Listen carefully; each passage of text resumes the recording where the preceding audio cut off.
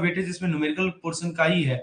तो यदि आप इसको बेसिक समझना चाहते हैं कि पॉइंट को समझना चाहते हैं दोस्तों, तो इस वीडियो को देखिए। हम मोस्ट प्रोबेबली 2 सेशन में इसे कवर करेंगे सैम्पलिंग को। चलिए शुरुआत करते हैं अपने सेशन को पहले क्वेश्चन के साथ। सब कुछ क्वेश्चन आंसर फॉर्मेट में रहेगा, आपको कंसेप्ट क्लियर किया जाएगा क्वेश्चन आंसर फॉर्मेट में। तो चलिए दोस्तों देखते हैं पहला क्वेश्चन, बहुत ही बेसिक लेवल क्वेश्चन है, आइए इसको सॉल्व करते हैं। एक इंटरेस्टिंग सवाल है दोस्तों कि एक ऑयल ड्रिलिंग कंपनी को डिसाइड करना है कि ऑयल कहाँ ढूंढना चाहिए। यहाँ पे देखिए लिखा है इन्होंने, ऑयल ड्रिलिंग कंपनी को डिसाइड करना है कि ऑयल कहाँ ढूंढना चाहिए। देखिए यहाँ लिखा है where to explore for oil, right. इसके लिए वो एक एक्सपीरियंस जियोलॉजिस्ट से टेरेन टेस्ट करवा रहे हैं, राइट। तो वो क्या करवा रहे हैं दोस्तों, टेरेन टेस्ट करवा रहे हैं एक्सपीरियंस जियोलॉजिस्ट से। तो सवाल ये है कि कौन सा सैम्पलिंग मेथड यूज हो रहा है, which type of sampling is being used, random sampling, probability sampling, judgement sampling, stratified sampling. तो आपके सामने 4 ऑप्शन दिए गए हैं, तो आपको बताना है कि कौन सा ऑप्शन इसमें सही है। चलिए देखिए, सबसे पहले सिंपल भाषा में समझते हैं कि आपको पहले पता है सैम्पलिंग का मतलब क्या होता है। यहाँ पे देखिए सैम्पलिंग का मतलब ये होता है कि पूरी पॉपुलेशन में से कुछ लोग या कुछ आइटम को सेलेक्ट करना। यानी कि देखिए सैम्पलिंग का मतलब यही होता है कि पॉपुलेशन में से हमने क्या किया है कि कुछ आइटम को, some item we have selected और some people we have selected, right, that is called sampling. From the entire population we have selected some item और we have selected some people, that is called sampling. आप यह बताइए कि अगर आपको एक नया रेस्टोरेंट का रिव्यू चाहिए तो क्या आप रैंडमली किसी भी कस्टमर से पूछेंगे? हाँ या ना में जवाब दीजिएगा दोस्तों। क्या लगता है दोस्तों, मान लीजिए कि आपको किसी एक नया रेस्टोरेंट का रिव्यू चाहिए, तो रैंडमली आप किसी भी कस्टमर से पूछेंगे हाँ या ना? दोस्तों ज्यादातर लोग क्या करते हैं कि वो किसी फूडी या एक्सपर्ट से पूछते हैं जिसको खाने का अच्छा नॉलेज हो, राइट। ऐसा तो है नहीं कि आप किसी से भी पूछेंगे, जिसको खाने का नॉलेज हो, जो जो बता सके कि हाँ ये अच्छा है ये खराब है, उसी से पूछते हैं ना दोस्तों। इसी तरह क्या होता है कि जब ऑयल कंपनी ने एक एक्सपीरियंस जियोलॉजिस्ट से कहा कि तुम डिसाइड करो कौन सा टेरेन टेस्ट करना है, तो वो अपने एक्सपीरियंस के बेसिस पे चूज करता है, राइट। तो जैसे मैंने आपको बताया ना, रेस्टोरेंट के केस में आप जो है किसी फूडी से पूछेंगे जो जिसको एक्सपीरियंस है। उसी तरह ऑयल ड्रिलिंग कंपनी भी क्या करेगी कि एक एक्सपीरियंस जियोलॉजिस्ट से पूछेगी, राइट, कि तुम डिसाइड करो कि कौन सा टेरेन टेस्ट करना है। तो ये जो जियोलॉजिस्ट है ना, ये अपनी एक्सपीरियंस के बेसिस पर, ये अपनी एक्सपीरियंस के बेसिस पर चूज करता है। तो इसको क्या बोलते हैं, इसको कहते हैं हम लोग judgement sampling. Option number C correct है। तो नाम याद रखिएगा दोस्तों, that is called judgement sampling. तो आपके हिसाब से दोस्तों क्या एक्सपर्ट का ओपिनियन लेना बेटर होता है जब डिसीजन क्रिटिकल हो? हाँ या ना में जवाब दीजिए दोस्तों। आपके हिसाब से क्या लगता है आपको कि एक्सपर्ट का ओपिनियन लेना क्रिटिकल है? Is taking expert opinion critical जब हमारी बात हो जाती है डिसीजन की, जब जब मतलब कि एक्सपर्ट का ओपिनियन लेना जरूरी है क्या जब डिसीजन क्रिटिकल हो? हाँ या ना में जवाब दीजिए दोस्तों। देखिए सिंपल सी बात है कि जजमेंट सैंपलिंग का मतलब होता है एक्सपर्ट या नॉलेजेबल पर्सन की ओपिनियन पर बेस्ड सिलेक्शन। समझिए सिंपल सी बात है, जजमेंट सैंपलिंग का सिंपल सा मतलब है कि आप जो अपना ओपिनियन, आप जो अपना सिलेक्शन कर रहे हैं ना, वो एक्सपर्ट के बेसिस पे कर रहे हैं, या कोई मान लीजिए नॉलेजेबल पर्सन है, राइट, नॉलेजेबल पर्सन है, उसके ओपिनियन के बेसिस पर अपना सिलेक्शन कर रहे हैं। तो ये होता है जजमेंट सैंपलिंग। लेकिन यदि हम यहाँ पे मान लीजिए वही चीज रहता रैंडम या प्रोबेबिलिटी सैंपलिंग, इसमें हर आइटम को इक्वल चांस मिलता है, जितने भी आइटम होते हैं ना सबको इक्वल चांस मिलता है। लेकिन यहाँ पे ऐसा नहीं हो रहा है। देखिए दोस्तों बहुत सारा आपका रिस्पांस मिला है, आप लोग सभी सही जवाब दे रहे हैं, राइट। तो जजमेंट सैंपलिंग इसका सही जवाब होगा, the correct answer will be the judgement sampling. आइए इसी क्वेश्चन के दूसरे पार्ट पे आते हैं। So let's see this particular question. तो सवाल यह है कि जजमेंट सैंपलिंग से रिगरस स्टैटिस्टिकल एनालिसिस क्यों नहीं हो सकता? ठीक है, जजमेंट सैंपलिंग क्या होता है अभी हमने समझा। सवाल क्या कर रहा है कि which of the following best explain, statement best explain why judgement sampling can not support rigorous statistical analysis. यानी जजमेंट सैंपलिंग से हम लोग स्टैटिस्टिकल एनालिसिस क्यों नहीं कर सकते, सवाल यही है। आइए देखते हैं। ऑप्शन दे रखा है इट यूजेज क्योंकि सैंपल साइज छोटा है, लिखा है ना, it uses a smaller sample size. दूसरा दे रखा है क्योंकि सिलेक्शन पर्सनल जजमेंट के बेसिस पर होता है, लिखा है selection is based on a personal judgement. C कह रहा है क्योंकि ये हमेशा कन्वीनियंस पे बेस्ड होता है, बाइस होता है कन्वीनियंस की प्रति। और डी कह रहा है क्योंकि इसमें प्रायर प्रोबेबिलिटी कैलकुलेशन करनी पड़ती है। देखिए जो भी चीज आपको मैं बता रहा हूँ आपके मैकमिलन बुक से लिया गया है, राइट। तो एक एक बात को हम लोग ध्यान से समझेंगे। तो सवाल है कि आपके सामने सवाल ये पूछा जा रहा है कि जजमेंट सैंपलिंग क्यों रिगरस स्टैटिस्टिकल एनालिसिस को सपोर्ट नहीं करता? Right, this is the question. तो आइए दोस्तों इसका जवाब देखते हैं। ऑप्शन आपने देखा है, 4 ऑप्शन दिया हुआ है। सैंपल साइज छोटा है, सिलेक्शन जो है हमारा कन्वीनियंस पे बेस्ड होता है, ये सिलेक्शन पर्सनल जजमेंट पे बेस्ड होता है, हमेशा कन्वीनियंस की तरफ बाइस्ड होता है, इसमें प्रायर प्रोबेबिलिटी कैलकुलेट करनी पड़ती है। चलिए इसको एक एग्जांपल से समझते हैं। मान लीजिए कि आपको एक स्कूल के स्टूडेंट का एवरेज हाइट निकालना है। ठीक है, मान लीजिए कि आपको एक स्कूल का स्टूडेंट का क्या निकालना है दोस्तों? एवरेज हाइट निकालना है। समझे? तो अगर आप सिर्फ बेसबॉल टीम के प्लेयर को सेलेक्ट कीजिए तो क्या ये पूरे स्कूल को रिप्रेजेंट करेगा? मान लीजिए आपने क्या किया कि केवल बेसबॉल टीम को सेलेक्ट किया, तो क्या ये जो है पूरे स्कूल को रिप्रेजेंट करेगा? नहीं ना रिप्रेजेंट करेगा दोस्तों। तो आप बताइए, क्या आपके स्कूल में बास्केटबॉल प्लेयर यूजुअली लंबे होते थे? Obviously, right, basketball player obviously लंबे होते हैं, राइट। तो अगर हम सिर्फ उन्हीं को सेलेक्ट करें जिनके बारे में हमें लगता है कि वो रेलेवेंट है, तो रैंडमनेस खत्म हो जाती है ना, वहां पे रैंडमनेस रहती ही नहीं है। समझे? मतलब हम उन्हीं को सेलेक्ट कर रहे हैं जिनके बारे में हमें लगता है कि वो रेलेवेंट है, तो वहां रैंडमनेस खत्म हो जाती है। और जब रैंडमनेस नहीं होगी तो क्या होगा? डेटा हमारा रिप्रेजेंटेटिव नहीं होता है। समझे? डेटा हमारा क्या होता है? रिप्रेजेंटेटिव नहीं होता है। और जब डेटा रिप्रेजेंटेटिव नहीं होगा तो हमारा स्टैटिस्टिकल एनालिसिस क्या होगा दोस्तों? स्टैटिस्टिकल एनालिसिस वीक हो जाता है। समझ रहे हैं बात को? मैं फिर से समझाता हूं दोस्तों। जैसे मान लीजिए कि आपको स्कूल के स्टूडेंट का एवरेज हाइट निकालना है। आपने क्या किया? सिर्फ बास्केटबॉल प्लेयर का ही, बास्केटबॉल टीम जो है, बास्केटबॉल टीम का ही आपने बास्केटबॉल टीम के ही प्लेयर को आपने सेलेक्ट किया, तो क्या पूरे स्कूल को रिप्रेजेंट करेगा? नहीं रिप्रेजेंट करेगा, राइट। तो आप क्या करेंगे कि, क्योंकि देखिए दोस्तों आपके स्कूल में बास्केटबॉल प्लेयर लंबे होते हैं, राइट। तो अगर हम सिर्फ उन्हीं को सेलेक्ट करें जिनके बारे में हमें लगता है कि वो रेलिवेंट है, तो रैंडमनेस खत्म हो जाती है। रैंडमनेस खत्म हो जाएगी तो क्या होगा? डेटा रिप्रेजेंटेटिव नहीं होगा। डेटा रिप्रेजेंटेटिव नहीं होगा तो क्या होगा? स्टैटिस्टिकल एनालिसिस हमारा वीक हो जाता है। समझे? तो दोस्तों इसका सही जवाब क्या है? ऑप्शन ए कर रहा है it uses a smaller sample size. नहीं, कोई रेलेवेंस नहीं है। हाँ, ये सही जवाब है। ये रिप्रेजेंटेटिवनेस नहीं होता है इसमें, इट लैक रिप्रेजेंटेटिवनेस, क्योंकि सिलेक्शन हमारा पर्सनल जजमेंट के बेसिस पर होता है। समझे? तो ऑप्शन नंबर बी करेक्ट है इसका। तो दोस्तों आपके हिसाब से यह बताइए, क्या हर बार एक्सपर्ट का ओपिनियन लेना बेस्ट होता है क्या? ये बताइए, जवाब दीजिए, क्या हर बार आप एक्सपर्ट ओपिनियन लेना बेस्ट होता है, या कभी कभी रैंडम सिलेक्शन भी जरूरी होता है? यदि आपको लगता है कि एक्सपर्ट ओपिनियन लेना बेस्ट होता है तो एक्सपर्ट लिख दीजिए, और यदि आपको लगता है कि नहीं, रैंडम भी कभी कभी डिसीजन लेना बेस्ट होता है, तो रैंडम लिख दीजिए। क्या लगता है दोस्तों?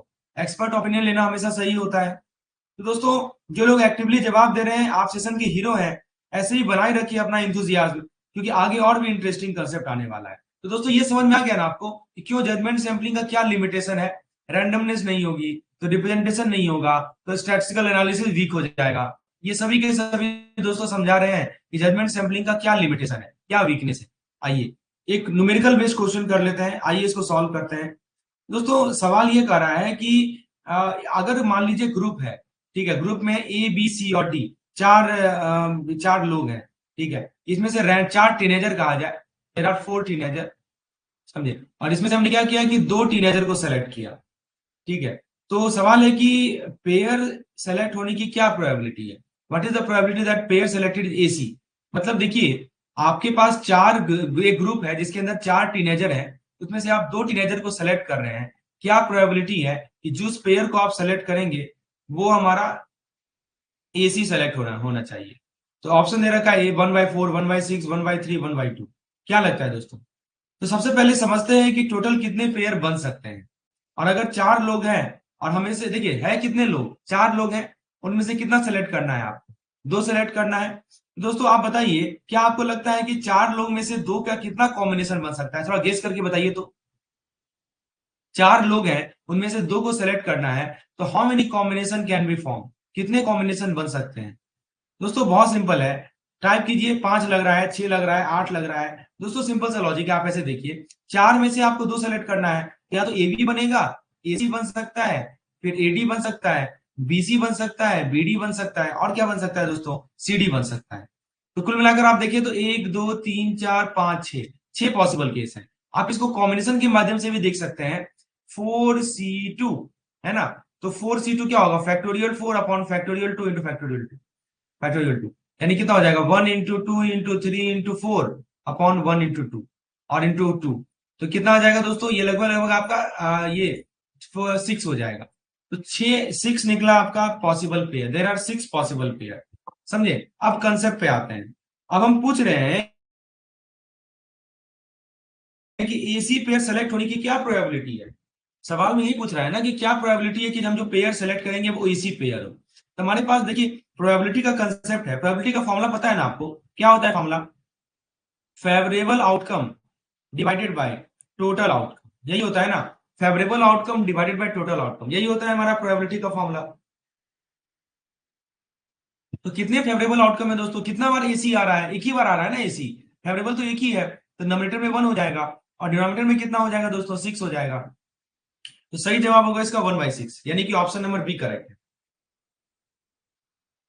Right, correct answer is option number B 1/6। तो समझ में आया दोस्तों? आपके हिसाब से क्या प्रोबेबिलिटी का क्वेश्चन रियल लाइफ में यूजफुल होता है, जैसे गेम, सर्वे, डिसीजन मेकिंग?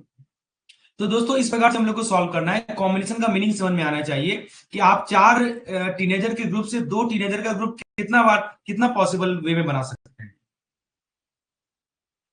समझे? और ये तो हमारा दे देगा हमको टोटल टोटल आउटकम, और फेवरेबल आउटकम हमें पता रहेगा, डिवाइड करेंगे तो प्रोबेबिलिटी मिल जाएगा। चलिए अगले सवाल की ओर बढ़े।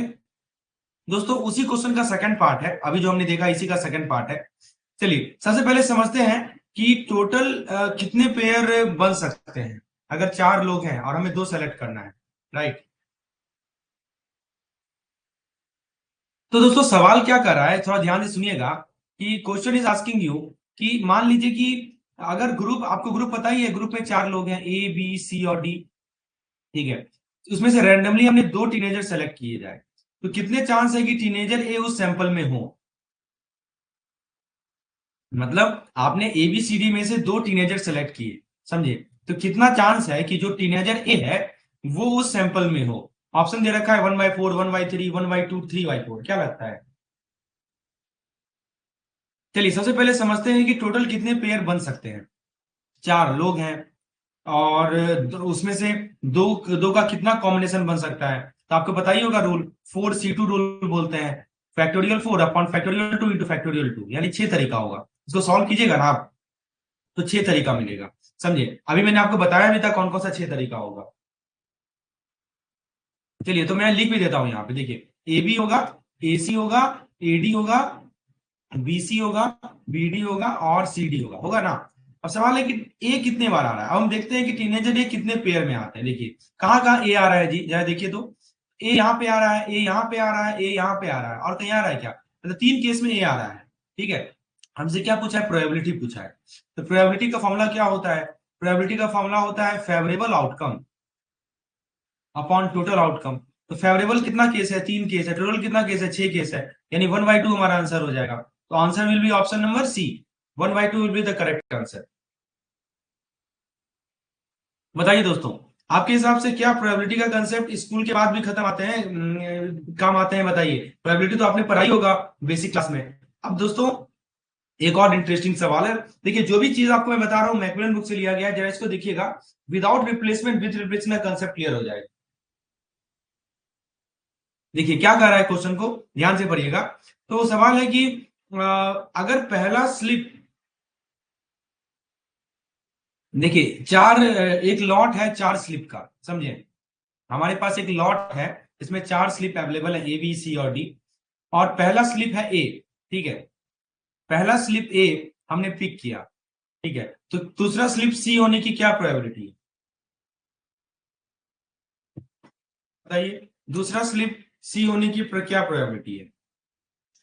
तो क्या लगता है दोस्तों आपको? पहला स्लिप हमने ए पिक किया है, तो दूसरा स्लिप सी होने की क्या प्रोबेबिलिटी है?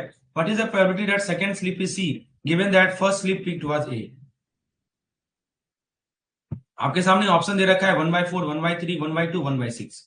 चलिए सिंपल एग्जांपल से समझते हैं। मान लीजिए आपके पास 4 स्लिप है, ए बी सी और डी। आपने पहला स्लिप पिक किया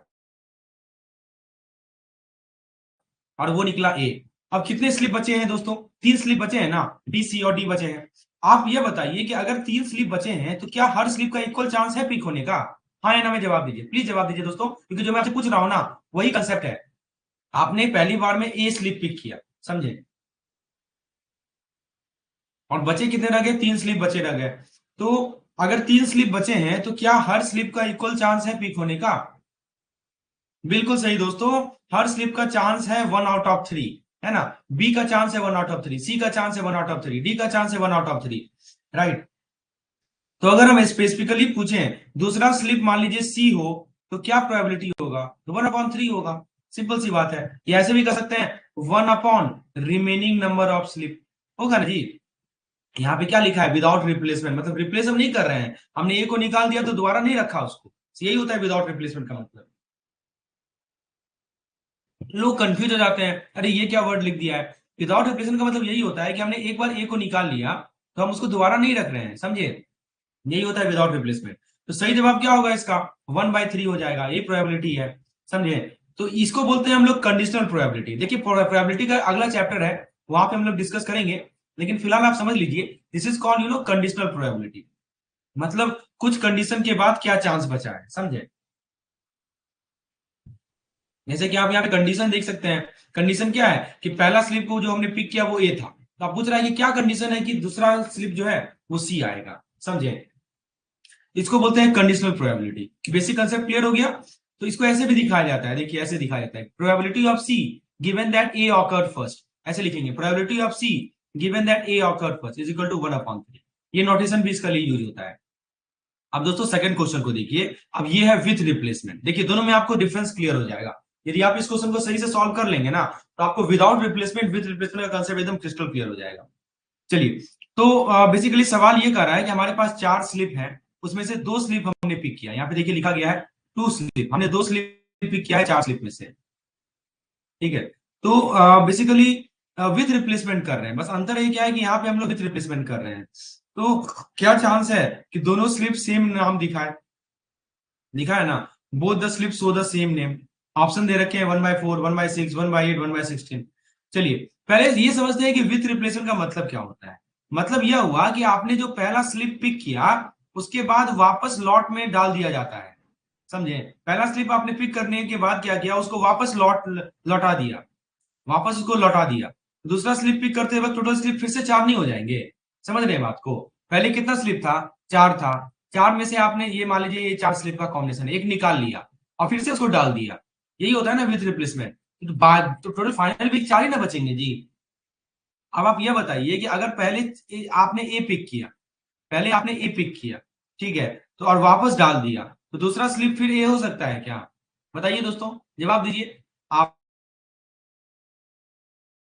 आपने पहले मान लीजिए ए को पिक किया था, पहला बार जो निकाला था वो ए निकाला था और फिर से उसको वापस डाल दिया, तो क्या दूसरा बार जो आप पिक करेंगे क्या वो ए हो सकता है? यस या नो में टाइप कीजिएगा।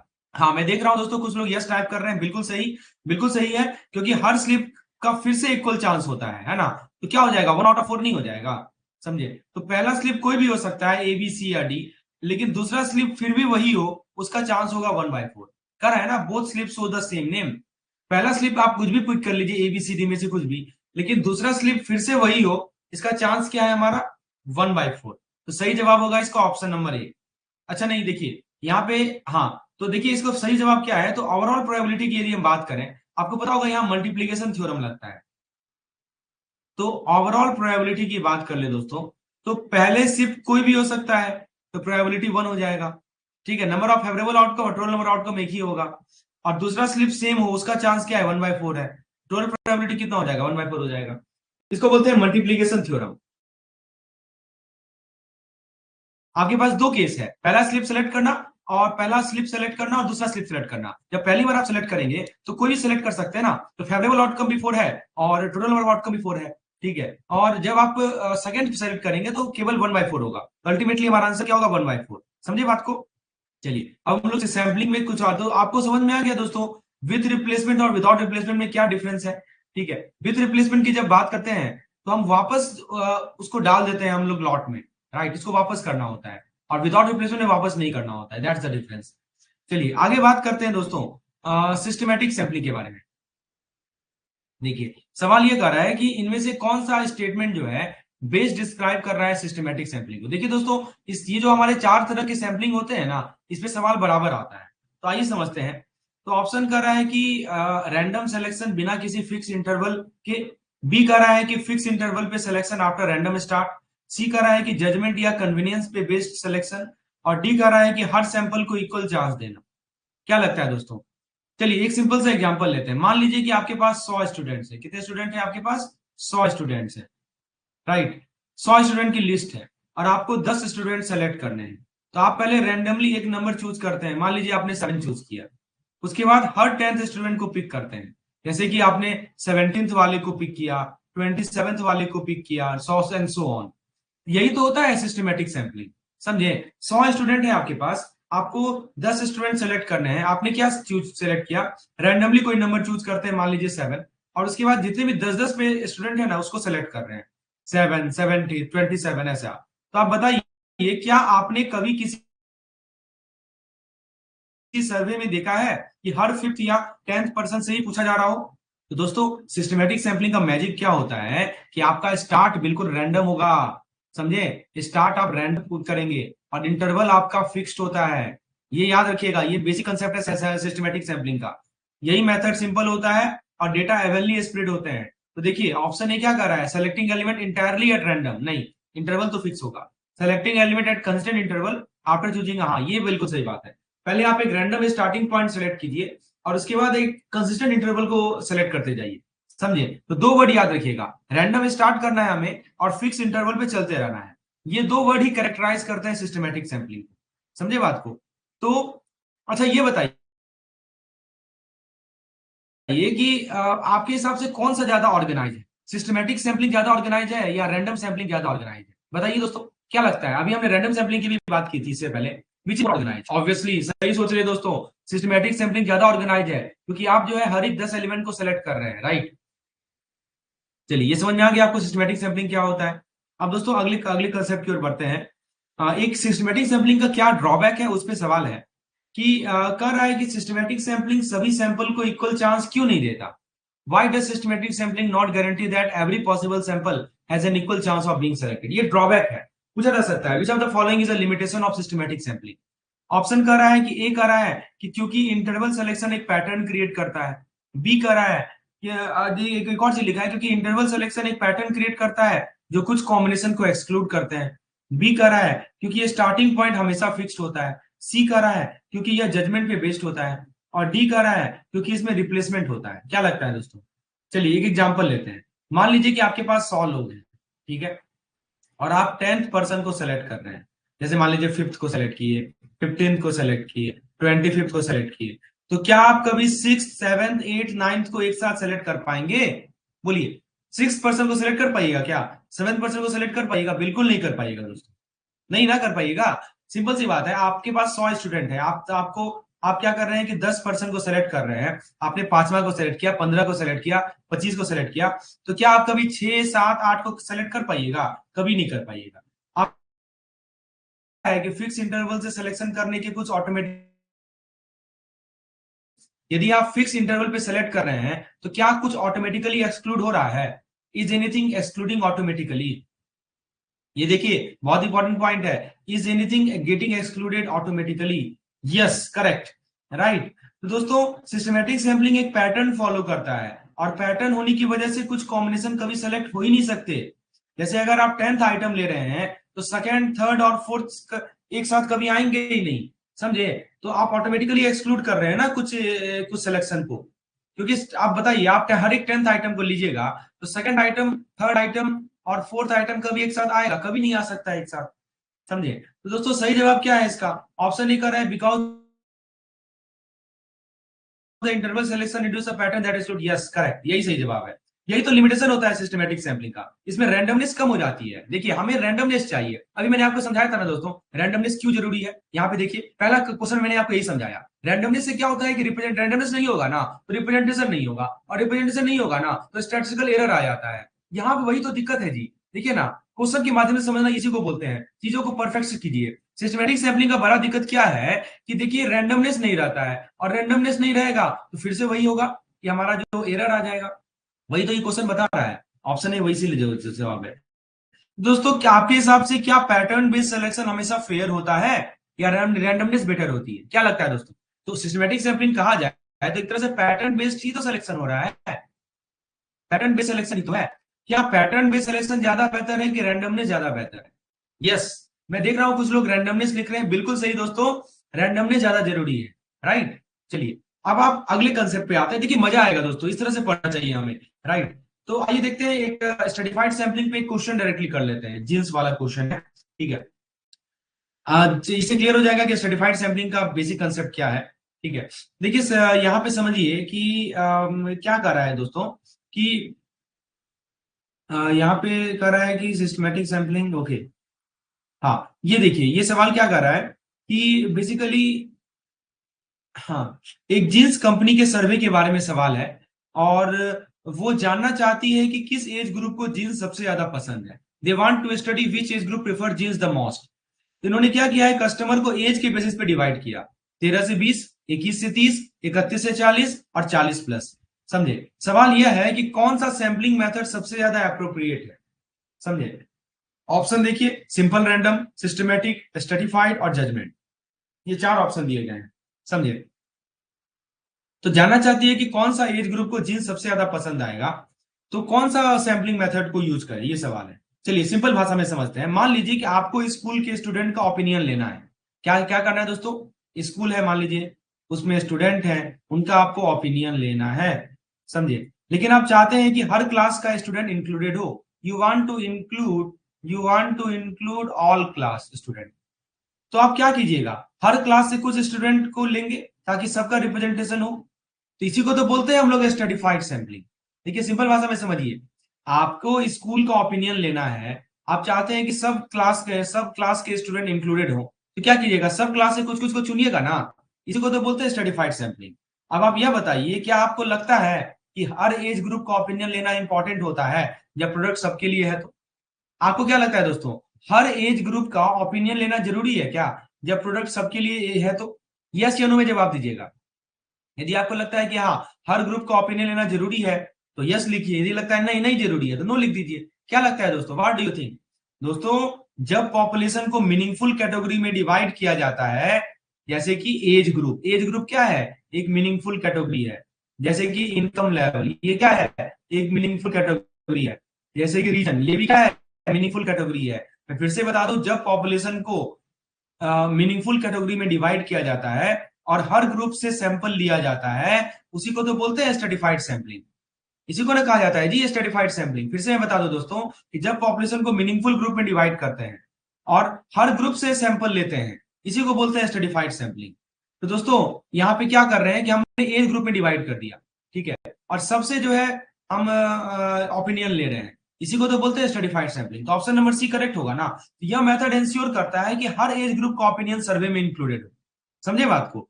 तो आपके हिसाब से क्या ऐसा सैंपलिंग से ज्यादा एक्यूरेट रिजल्ट मिलता है क्या? ये जो हम कर रहे हैं, इससे हमें एक्यूरेट मिलेगा क्या रिजल्ट? बिल्कुल मिलेगा जी। जो लोग एक्टिवली पार्टिसिपेट कर रहे हैं दोस्तों, आप सेशन के सुपरस्टार हैं। ऐसे ही बनाए रखिए अपना एंथुसियाज्म, क्योंकि दोस्तों आगे और भी एंगेजिंग क्वेश्चन आने वाले हैं। देखिए, कुछ भी रटना नहीं है, समझना है दोस्तों। बुक पढ़िएगा, लगेगा क्या वर्ड सब लिख दिया है, और जब इस तरह की एग्जाम्पल करेंगे ना, एकदम दिमाग में फिट बैठेगा सभी चीजें, और आपको एग्जाम्पल ही याद आएगा। जब भी आप स्ट्रेटिफाइड सैंपलिंग देखेंगे ना, तो आपके दिमाग में यही एग्जाम्पल आएगा जो मैं आपके सामने बता रहा हूँ। समझ में आया दोस्तों स्ट्रेटिफाइड सैंपलिंग क्या होता है? चलिए, तो आगे बात करते हैं क्लस्टर सैंपलिंग के बारे में। Right, very good question. दोस्तों, सवाल यह कर रहा है कि क्लस्टर सैंपलिंग को बेस्ट कैसे डिस्क्राइब किया जा सकता है। ऑप्शन ए कर रहा है कि पॉपुलेशन प्योर रैंडमनेस से सिलेक्शन, देखिए लिखा है यहाँ पे, random selecting entirely at random, pure randomness से सिलेक्शन। बी कर रहा है कि पॉपुलेशन को क्लस्टर में डिवाइड करना, पॉपुलेशन को क्लस्टर में डिवाइड करना और कुछ क्लस्टर का पूरा स्टडी करना। Right right, some cluster for complete study. C में कह रहा है कि पॉपुलेशन को स्ट्रेटा में डिवाइड करना। पॉपुलेशन को कैसे डिवाइड करना है, स्ट्रेटा में डिवाइड करना, और हर स्ट्रेटम को से थोड़ा थोड़ा सैंपल लेना। ठीक है, सैम्पलिंग प्रोपोर्शनली फ्रॉम इस स्ट्रेटम। और डी कर रहा है कि जजमेंट या कन्वीनियंस पे based selection, based on convenience और जजमेंट। बताइए दोस्तों, क्लस्टर सैंपलिंग क्या होता है? चलिए एक सिंपल सा एग्जांपल लेते हैं। मान लीजिए कि एक जींस कंपनी को पता करना है कि किस सिटी ब्लॉक में लोग जींस ज्यादा पसंद करते हैं। एक जींस कंपनी है, उसे पता करना है कि कौन से सिटी ब्लॉक में लोग जींस को ज्यादा पसंद करते हैं। ठीक है, पूरे शहर का हर ब्लॉक में जाके सर्वे करना मुश्किल है ना। तो वो क्या करते हैं दोस्तों, शहर को ना, पूरे सिटी को क्या करते हैं कि वो ब्लॉक या वो क्लस्टर में डिवाइड कर देते हैं। अब पूरे शहर में जाके दोस्तों ये पता सर्वे करना बहुत मुश्किल है, तो वो सिटी को ब्लॉक या क्लस्टर में डिवाइड कर देते हैं और रैंडमली कुछ ब्लॉक सेलेक्ट करते हैं। दे रैंडमली सेलेक्ट सब ब्लॉक, फिर उन सेलेक्टेड ब्लॉक के सभी लोगों का सर्वे करते हैं, समझे। तो जो सेलेक्टेड ब्लॉक है ना, उनमें जितने भी लोग हैं सबका सर्वे करेंगे, यही होता है क्लस्टर सैंपलिंग। फिर से मैं बता दूं, सिटी को ब्लॉक में उन्होंने कन्वर्ट कर दिया, ब्लॉक में डिवाइड कर दिया, क्लस्टर ब्लॉक बोलिए क्लस्टर बोलिए एक ही चीज है, सिटी को ब्लॉक या क्लस्टर में डिवाइड कर लिया और रैंडमली कुछ ब्लॉक सेलेक्ट किया, फिर उन सेलेक्टेड ब्लॉक के सभी लोगों का सर्वे किया, यही होता है क्लस्टर सैंपलिंग। अब आप यह बताइए कि क्या आपने कभी किसी सर्वे में देखा है कि सिर्फ कुछ एरिया या मोहल्ला को ही इंक्लूड किया गया हो। अच्छा आप ये देखिए, इलेक्शन का जो हमारा सर्वे आता है दोस्तों, ठीक है, पोल एग्जिट पोल आता है, वो क्या होता है, यही तो होता है, ठीक है। तो आपने कभी देखा है दोस्तों कि किसी सर्वे में कि सिर्फ कुछ एरिया या मोहल्ला को इंक्लूड किया गया हो। हाँ जरूर देखा होगा। तो क्लस्टर सैंपलिंग का फायदा होता है कि कॉस्ट और एफर्ट कम हो जाता है, लेकिन फिर एक पूरे ग्रुप का डेटा आपको मिलता है। तो इसीलिए दोस्तों सही जवाब है इसका ऑप्शन नंबर बी। ए कर रहा है कि सेलेक्टिंग रैंडमली, नहीं रैंडमली तो नहीं सेलेक्ट करते हैं, हम क्या करते हैं दोस्तों कि पॉपुलेशन क्लस्टर में डिवाइड करते हैं और रैंडमली सेलेक्ट करते हैं उस क्लस्टर को। तो यह मेथड तब यूजफुल होता है जब पॉपुलेशन ज्योग्राफिकली या नेचुरली डिवाइडेड हो, ये भी ध्यान रखना है। इसका सिलेक्शन क्या कब ये यूजफुल तब होता है जब हमारा जो पॉपुलेशन है ना वो ज्योग्राफिकली या नेचुरली डिवाइडेड, समझे।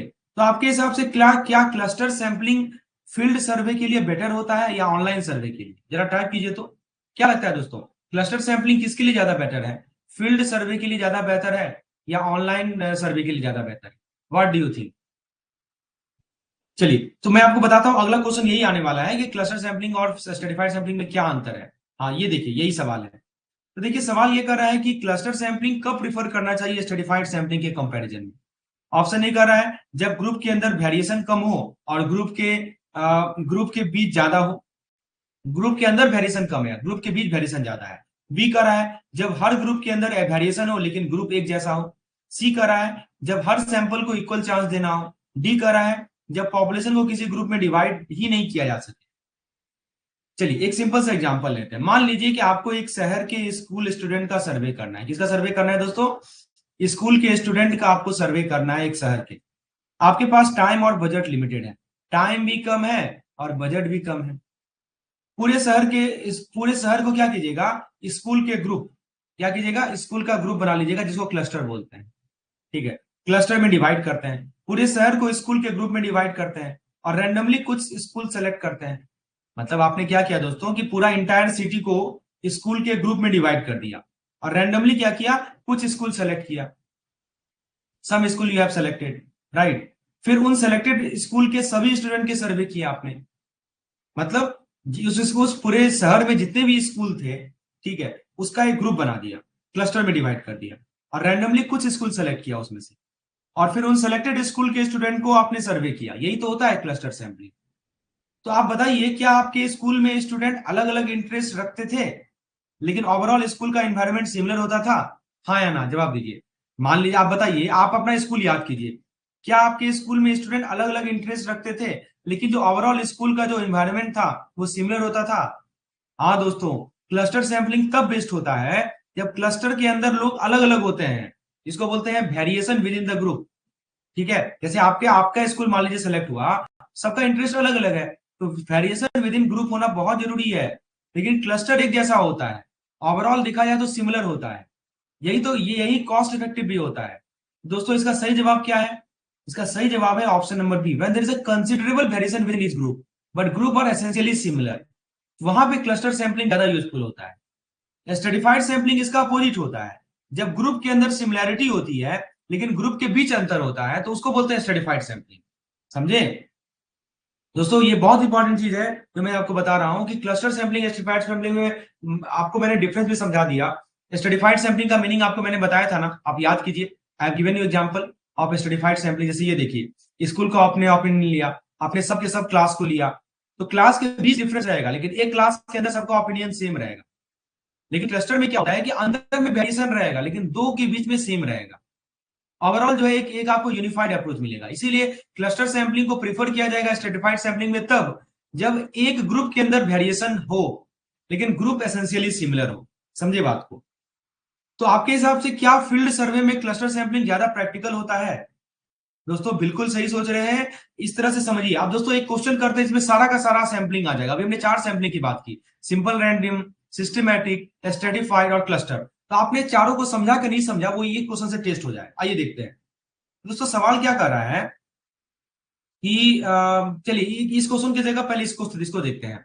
एक मार्केट रिसर्च टीम है जो कि इसको बड़े शहर में average house hold income estimate करना है। क्या करना है दोस्तों, एक बहुत बड़ा शहर है, उसमें average house hold income estimate करना है। ठीक है, तो इन्होंने क्या किया कि शहर को ब्लॉक में डिवाइड कर दिया।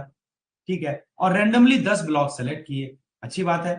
तो फिर उन्होंने सेलेक्टेड ब्लॉक के सभी हाउस होल्ड का सर्वे किया। जितने भी सिलेक्टेड ब्लॉक थे ना, उनमें जितने भी हाउस होल्ड था सबका सर्वे किया। तो कौन सा सैंपलिंग मेथड यूज हो रहा है? ऑप्शन है सिंपल रैंडम, सिस्टमैटिक, स्ट्रेटिफाइड और क्लस्टर। चलिए सिंपल भाषा में समझते हैं। मान लीजिए कि आपके पास एक शहर है, राइट, इसमें से 100 ब्लॉक है। कितने ब्लॉक हैं इसमें? 100 ब्लॉक हैं, समझे। और आप रैंडमली 10 ब्लॉक को सिलेक्ट करते हैं।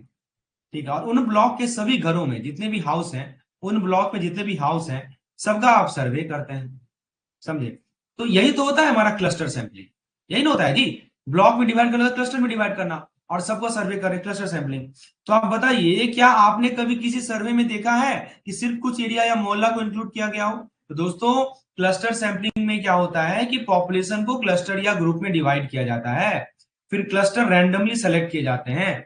क्लस्टर कैसे सेलेक्ट होते हैं? रैंडमली सेलेक्ट होते हैं। क्लस्टर आर सेलेक्टेड रैंडमली, और उन क्लस्टर के सभी मेंबर का सर्वे होता है। सर्वे ऑफ एवरी मेंबर, जितने भी मेंबर हैं सभी का सर्वे होगा। तो यह मेथड कॉस्ट इफेक्टिव होता है और फील्ड सर्वे में काफी यूज होता है। दोस्तों सही जवाब क्या होगा इसका?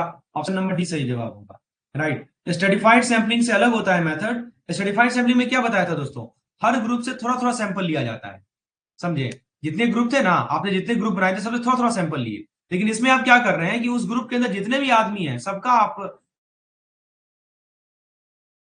सबका आप ओपिनियन ले रहे हैं।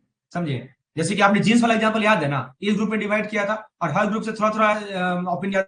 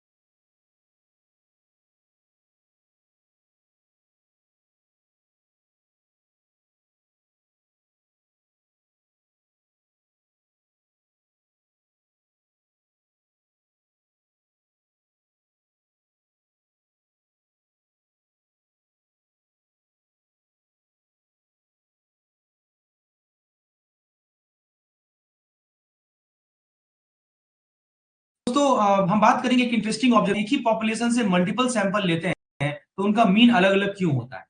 देखिए सवाल वही कर रहा है कि जब हम एक ही पॉपुलेशन से मल्टीपल सैंपल लेते हैं तो उनका मीन अलग अलग क्यों होता है। जैसे यहाँ देखिए, आपको दिख रहा होगा चीजें। देखिए सवाल क्या कर रहा है, जैसे मान लीजिए कि 5 बॉय हैं, A B C D E, 5 लड़के हैं। उनका हाइट देखिए सेंटीमीटर में दिया हुआ, 160, 162, 164, 170 और 156, सब सेंटीमीटर है। और हम इनमें क्या किया, हम इनमें से तीन तीन बॉय का ग्रुप बनाते हैं। कितने बॉय का? 3 बॉय का ग्रुप बनाते हैं। ठीक है, तो हर ग्रुप का एवरेज हाइट अलग अलग होता है। देखिए ना, आपने पहले एबीसी लिया, फिर एबीडी लिया, फिर एबी, ये आपके सामने किया हुआ काम है, सबका डेटा लिया, देखिए सबका अलग अलग एवरेज हाइट हो रहा है ना। तो हर ग्रुप का एवरेज हाइट अलग है, तो सवाल है क्यों, यही कर रहा है ना, why do the sample mean differ from each other even though they are drawn from the same population. तो ऑप्शन ए कर रहा है क्योंकि पॉपुलेशन मीन हर सैंपल के साथ चेंज होता है, लिखा है ना, population mean changes with sample. B कर रहा है क्योंकि हर सैंपल में अलग अलग कॉम्बिनेशन होते हैं। सी कर रहा है क्योंकि कुछ सैंपल का मीन गलत कैलकुलेट हुआ है। डी कर रहा है क्योंकि सैंपलिंग डिस्ट्रीब्यूशन हमेशा पॉपुलेशन मीन के बराबर होती है। अब बताइए, बहुत इंटरेस्टिंग और बहुत कंसेप्चुअल क्वेश्चन है, जवाब दीजिएगा दोस्तों। सिंपल भाषा में समझते हैं दोस्तों। मान लीजिए कि आपके पास 5 अलग अलग हाइट वाले बॉयज हैं, ठीक है ना, 5 अलग अलग हाइट वाले बॉयज हैं आपके सामने। तो आप उनमें से 3-3 का ग्रुप बनाते हैं, तो हर ग्रुप में अलग लोग होंगे, उनका एवरेज भी अलग अलग होगा। जैसे आप एबीसी को देखिए तो 160, 162, 164, तो एवरेज मिल गया 162।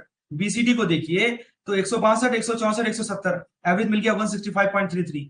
एबी को देखिए, एबी भी थोड़ा दिखा देते हैं आपको, यहाँ देखिए एबी, ये वाला देखिए 159.33। तो हर सैंपल का मीन अलग है ना जी, मीन देख रहे हैं ना, सबका अलग अलग मिल रहा है कि नहीं मिल रहा है, ठीक है। क्यों अलग है, क्योंकि लोग अलग हैं, बिकॉज पीपुल आर डिफरेंट। आप बताइए अगर ग्रुप के मेंबर चेंज हो जाए तो क्या एवरेज भी चेंज होगा। मान लीजिए कि हमने ग्रुप को बदल दिया, suppose I change the group member, suppose I change the group member, what will happen to the average, will it also change, yes और नो। क्या लगता है, यदि ग्रुप का मेंबर, जल्दी जवाब दीजिए दोस्तों, यदि मान लीजिए कि हम ग्रुप का मेंबर ही बदल दें।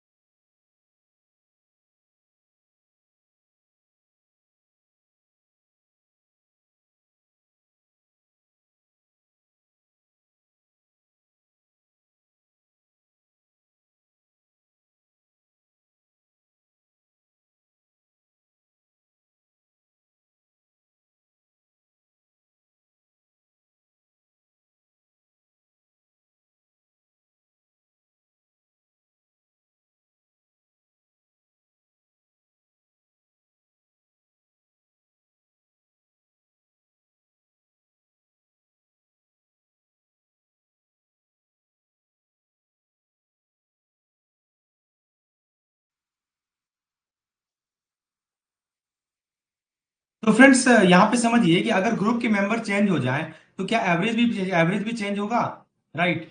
तो दोस्तों तो यहाँ पे देखिए बिल्कुल सही बात है कि सैंपल का कंपोजिशन चेंज होता है तो उसका मीन भी चेंज हो जाता है, राइट। तो सैंपल का कंपोजिशन आप बदलेंगे तो उसका मीन भी चेंज हो जाएगा, राइट। तो यही तो वेरिएशन ही तो होता है, सैंपलिंग डिस्ट्रीब्यूशन का पार्ट होता है, ठीक है। ये जो वेरिएशन होता है दोस्तों, यही हमारा सैंपलिंग डिस्ट्रीब्यूशन का पार्ट है। तो इसका सही जवाब क्या है दोस्तों, इसका सही जवाब है option number B, because each sample include the different combination of individual, right. प्रत्येक सैंपल के अंदर क्या होता है दोस्तों, हमारे पास अलग अलग कॉम्बिनेशन है इंडिविजुअल का, that is the answer. Population same है लेकिन सैंपल के लोग अलग अलग होने की वजह से मीन भी अलग अलग होते हैं।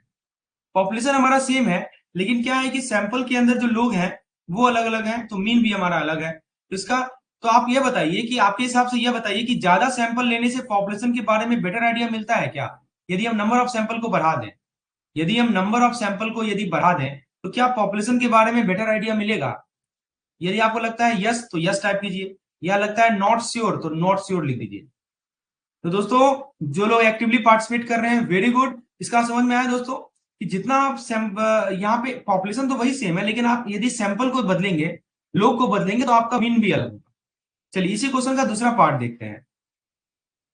तो इसका दूसरा पार्ट यह है कि यदि मान लीजिए कि पॉपुलेशन का मीन हाइट है 162.4 सेंटीमीटर और mean of the sample mean is also 162.4 centimetre, what does this illustrate. देखिए पॉपुलेशन का जो मीन हाइट है, हमने पॉपुलेशन का मीन हाइट निकाला, वो कितना निकला 164.28, ठीक है। और ये देखिए यहाँ पे एक चीज समझिए, सैंपल का मीन हाइट का मतलब क्या हुआ, आपने क्या किया, ये जो मीन आपने निकाला है ना यहाँ पे, इन सब का फिर से मीन लिया है, इन सब का फिर से मीन लिया है, वो आपको मिला है 162.4, राइट। तो क्वेश्चन ये कह रहा है कि आपके पास जो पॉपुलेशन का मीन है और मीन ऑफ सैंपल्स वो भी है। तो इसका मतलब क्या हुआ कि sample mean are bias estimate of the population mean. सवाल कर रहा है कि इसका मीनिंग क्या है। पहला ऑप्शन कर रहा है कि sample mean are bias estimate of the population mean, sampling distribution of the mean is center around the population mean, sample mean will always equal to the population mean for every sample, sampling distribution can not be used for large population. ये तो नहीं होगा, ठीक है। बायस estimate भी नहीं होता है। हाँ, बी कह सकते हैं कि हमारा सही जवाब है, क्योंकि दोस्तों इसका सिंपल सा मतलब है कि जो सैंपलिंग डिस्ट्रीब्यूशन है मीन का, वो हमेशा पॉपुलेशन मीन के अराउंड सेंटर्ड होगा। यही मतलब है, ठीक है, कि जो सैंपल मीन का जो एक्सपेक्टेड वैल्यू है वो पॉपुलेशन की मीन के बराबर होगा। इंडिविजुअल सैंपल चेंज होगा, लेकिन उनका जो डिस्ट्रीब्यूशन सेंटर है वो, इसी कारण क्या होता है कि सैंपल एक अनबायस एस्टिमेटर हो जाता है। आपसे एग्जाम में पूछेगा एस्टिमेटर क्या होता है, समझे। तो एक अनबायस एस्टिमेटर है, सैंपल क्या हो जाता है, अनबायस एस्टिमेटर हो जाता है। चलिए एक सवाल का जवाब दीजिएगा दोस्तों। क्वेश्चन ये पूछ रहा है कि population, sample, sample statistics, sampling distribution का सही मैच क्या है। तो यह टर्म सर्वे और डेटा एनालिसिस में बहुत बार यूज होते हैं। तो चलिए देखते हैं कौन सा ऑप्शन सही है, ठीक है। तो देखिए एक बास्केटबॉल का यहाँ पे रिलेटेड एग्जांपल दिया गया है। देखिए दिखा रहा है ना कि देखिए पॉपुलेशन कर रहा है कि water in a river. Option देखिए ना, ए देखिए ऑप्शन ए क्या कर रहा है कि water in a river. B क्या, देखिए सैंपल के बारे में क्या लिखा है, group of 5 player. Sample statistics लिखा है मीडियन हाइट, और सैम्पलिंग डिस्ट्रीब्यूशन लिखा है sampling distribution of proportion. B में लिखा है पॉपुलेशन के बारे में all professional basketball player. Sample में लिखा है group of 5 player. Sample statistics लिखा है मीडियन हाइट, और सैम्पलिंग डिस्ट्रीब्यूशन इन्होंने लिखा है sampling distribution of mean. C में लिखा है पॉपुलेशन के बारे में all part produced in a manufacturing process. Sample में लिखा है 10 1 litre container of water. Sample statistics है mean mercury part per million, और सैम्पलिंग डिस्ट्रीब्यूशन है sampling distribution of the mean. और डी का रहा है पॉपुलेशन में लिखा है water in a river 50 of each part, proportion defective, और सैम्पलिंग डिस्ट्रीब्यूशन ऑफ प्रोपोर्शन। ये चार ऑप्शन दिए गए हैं। तो दोस्तों सिंपल भाषा में समझते हैं, पॉपुलेशन का मतलब क्या होता है कि पूरा ग्रुप जिसका आप अभी स्टडी करना चाहते हैं। पॉपुलेशन का अंदर समझिए क्या क्या डिफरेंस है इन चारों में। तो पॉपुलेशन का मतलब क्या होता है कि कंप्लीट ग्रुप, ठीक है, जिसको आप स्टडी करना चाहते हैं वो होता है हमारा पॉपुलेशन। ठीक है, जैसे मान लीजिए सभी के सभी बास्केटबॉल प्लेयर हो गए, सभी के सभी बास्केटबॉल प्लेयर जो है पॉपुलेशन में आएंगे। सैंपल क्या है कि उस पॉपुलेशन का छोटा सा हिस्सा है। सैंपल क्या है दोस्तों, उस पॉपुलेशन का छोटा सा हिस्सा है। जैसे कि आप यहाँ पे देखिए मीडियन हाइट। मीडियन हाइट क्या है दोस्तों, मीडियन हाइट एक सैंपल होगा, या नहीं पहले मीडियन हाइट नहीं, उस पॉपुलेशन का छोटा सा ग्रुप। मान लीजिए कि पांच प्लेयर का ग्रुप है, 5 प्लेयर है। तो दोस्तों 5 प्लेयर का जो ग्रुप है, 5 प्लेयर का जो ग्रुप है ये क्या कहलाएगा, हमारा सैंपल कहलाएगा। ठीक है, तो ये हमारा सैंपल कहलाएगा, ग्रुप ऑफ 5 प्लेयर। और दोस्तों सैंपल स्टैटिस्टिक्स क्या होगा कि सैंपल से निकला गया नंबर। जैसे कि आपका मीडियन हाइट है, कहां से निकला, ये सैंपल से निकला है नंबर, तो ये होगा सैंपल स्टैटिस्टिक्स। और सैंपलिंग डिस्ट्रीब्यूशन क्या होता है कि जब आप मल्टीपल सैंपल लेते हैं और उनके स्टैटिस्टिक्स का डिस्ट्रीब्यूशन बनाते हैं, जैसे कि मीडियन हाइट का स्प्रेड देखते हैं, तो ये कहलाता है हमारा सैंपलिंग डिस्ट्रीब्यूशन। तो आप बताइए क्या आपने कभी सर्वे में देखा है कि पूरे ग्रुप के बजाय छोटे छोटे सैंपल लिए जाते हैं। एग्जैक्टली तो दोस्तों जब हम मल्टीपल सैंपल लेते हैं ना और उनका मीडियन कैलकुलेट करते हैं, तो उन मीडियन का जो डिस्ट्रीब्यूशन होता है वही सैंपलिंग डिस्ट्रीब्यूशन ऑफ मीडियन होता है, राइट। तो इसका सही जवाब है option number B. All professional basketball team हमारा पॉपुलेशन होगा। उसके बाद 5 प्लेयर का जो ग्रुप है वो सैंपल होगा। मीडियन हाइट सैंपल स्टैटिस्टिक्स है, और सैंपलिंग डिस्ट्रीब्यूशन ऑफ मीन हमारा सैंपलिंग डिस्ट्रीब्यूशन है। चलिए ये तो समझ में आ गया आपको। चारों में अंतर क्लियर होना चाहिए, population, sample, statistics, sampling distribution. एक सवाल है कि हमारा जो मीन का स्टैंडर्ड एरर होता है वो क्या रिप्रेजेंट करता है। Variability of individual observation in the population. Sample क्या कर रहा है कि पॉपुलेशन के इंडिविजुअल ऑब्जर्वेशन का वेरिएशन। बी कर रहा है कि सैंपल मीन का variation due to chance error in sampling. C कर रहा है कि हाईएस्ट और लोएस्ट सैंपल मीन का डिफरेंस। और डी कर रहा है कि पॉपुलेशन मीन की एक्यूरेसी। चलिए सिंपल भाषा में समझते हैं। मान लीजिए कि आप एक ही पॉपुलेशन से बार बार सैंपल ले रहे हैं। जैसे मान लीजिए कि 5 स्टूडेंट्स हैं, समझे, ये एक ही पॉपुलेशन है, इसमें से आप तीन तीन का ग्रुप बनाए हैं। हर ग्रुप का आप एवरेज अलग हो सकता है ना, हर ग्रुप का जो एवरेज है वो अलग हो सकता है, क्योंकि हर बार कॉम्बिनेशन अलग होता है। हर ग्रुप का एवरेज अलग होगा, मैंने आपको ऊपर एग्जांपल भी समझाया था। हर ग्रुप का एवरेज अलग होगा, कॉम्बिनेशन अलग है। 5 स्टूडेंट है, आपने तीन तीन का ग्रुप बनाया, हर ग्रुप का एवरेज अलग हुआ क्योंकि कॉम्बिनेशन अलग है। तो इन एवरेज का जो वेरिएशन होता है, देखिए ये जो एवरेज का जो वेरिएशन होता है दोस्तों, इसी को कहा जाता है standard error of mean. Variation of average को हम लोग कहते हैं स्टैंडर्ड एरर ऑफ मीन। अब आप ये बताइए कि क्या आपने कभी देखा है कि एक ही सर्वे को रिपीट करने पे थोड़ा थोड़ा रिजल्ट चेंज हो जाता है? सर्वे एक ही है लेकिन आप उसको रिपीट करेंगे बार बार तो रिजल्ट थोड़ा चेंज होता है। एग्जैक्टली तो स्टैंडर्ड एरर हमें बताता है कि सैंपल मीन कितना वेरी कर रहा है, सिर्फ इस वजह से कि हमने रैंडम सैंपलिंग किया है। तो बताता है कि हमारा सैंपल मीन, बस इसका मतलब है सैंपल मीन कितना वेरी कर रहा है, समझे? सैंपल मीन कितना वेरी कर रहा है यह बताता है हमें standard error of the mean. क्यों वेरी कर रहा है? क्योंकि हमने रैंडम सैंपलिंग किया है। तो यह पॉपुलेशन के वेरिएंस से नहीं आता बल्कि सैंपलिंग के चांस एरर से होता है। तो सही जवाब क्या है? Chance error in the sampling. Option number B is the correct one. दोस्तों ये जो कंसेप्ट है ना वो रिसर्च में और डेटा एनालिसिस में बहुत ही इंपॉर्टेंट है, स्पेशली जब हम पॉपुलेशन मीन एस्टिमेट करना चाहते हैं, समझे? तो आप यह बताइएगा, एक सवाल आपसे पूछते हैं, यह बताइएगा कि ज्यादा सैंपल लेने से स्टैंडर्ड एरर कम होता है क्या? मान लीजिए कि हम ज्यादा सैंपल ले लेंगे तो स्टैंडर्ड एरर क्या होगा? अगला सवाल वही है। तो दोस्तों आज के सेशन को हम यही समाप्त करते हैं। अगले सेशन में हम लोग जारी रखेंगे अपने डिस्कशन को आगे के क्वेश्चन के साथ। एक और सेशन में लूंगा और उसमें सारा न्यूमेरिकल क्वेश्चन सॉल्व कर लेंगे हम लोग। बेसिक कंसेप्ट हमारा क्लियर होते चल रहा है एक क्वेश्चन के साथ, ठीक है? तो आपको यदि इस तरह की पीडीएफ की रिक्वायरमेंट है तो आप मुझे व्हाट्सएप कर सकते हैं इस पार्टिकुलर नंबर पर विशेष जानकारी के लिए। मिलते हैं नेक्स्ट वीडियो में, धन्यवाद।